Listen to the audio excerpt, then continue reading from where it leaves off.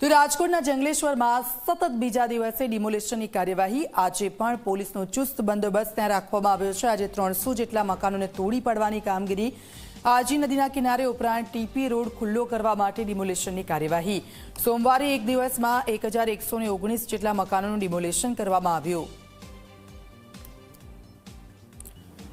તો અત્યાર સુધી 1119 મકાનો છે તેનું ડિમોલિશન કરવામાં આવ્યું છે અને આજે બીજો દિવસ અને હજી પણ કામગીરી ચાલુ છે। આજે 300 જેટલા મકાનોને તોડી પાડવાની કામગીરી। પોલીસનો ચાંપતો બંદોબસ્ત ત્યાં રાખવામાં આવ્યો છે। ટીપી રોડ માટે જગ્યા ખુલ્લી કરવાની હોવાથી આ ડિમોલિશનની કાર્યવાહી।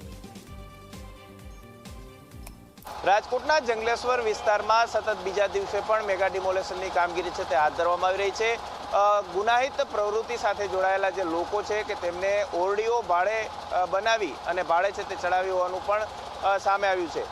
ખાસ કરીને આપણે દ્રશ્યો બતાવવાનો પ્રયાસ કરીશું કે આજે જે ડિમોલેશનની કામગીરી ચાલી રહી છે 300 જેટલા જે પાકા મકાનો આજે ડિમોલેશનની અંદર આવી રહ્યા છે તેની અંદર આ પ્રકારના વૈભવી બંગલાઓ છે કે તે પણ પાડવામાં આવી રહ્યા છે। ખાસ કરીને અત્યાર સુધીની વાત કરવામાં આવે તો રમા સંધિની 22 જેટલી ઓરડીઓ છે તે પાડવામાં આવી। હનીશ ઘોડીની 8 જેટલી ઓરડીઓ છે તે પાડવામાં આવી।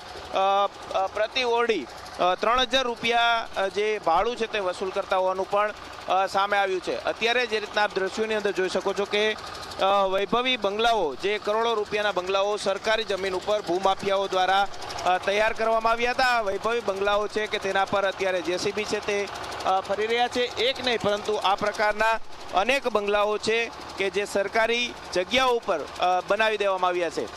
ખાસ જે 1119 જેટલા જે મિલકતો છે તેનું ગઈકાલે ડિમોલેશન કરવામાં આવ્યું। આજે વધુ 300 જેટલી જે ઓરડીઓ મકાન કાચા પાકા મકાન છે કે તેનું ડિમોલેશન કરવામાં આવશે। તેમાં મોટા ભાગના જે મકાનો છે તે વૈભવી બંગલાઓ હોવાનું સામે આવ્યું છે। આ બંગલાઓની અંદર 2 થી 3 એસી છે તે લગાવી અને ભૂમાફિયાઓ છે તે ક્યાંક આ પ્રકારે સરકારી જગ્યાઓ ઉપર દબાણ છે તે કર્યું હતું।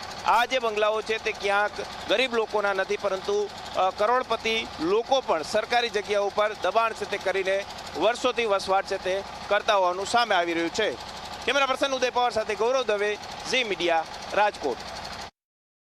રાજકોટનો આ જંગલેશ્વર વિસ્તાર કે જ્યાં ટીપી રોડ ખુલ્લો મૂકવા માટે કામગીરી કરવામાં આવી રહી છે અને સતત કામગીરીનો આજ બીજો દિવસ છે ત્યારે આજે પણ 300થી વધુ મકાનોનું ડિમોલિશન કરવાની કાર્યવાહી હાથ ધરવામાં આવશે।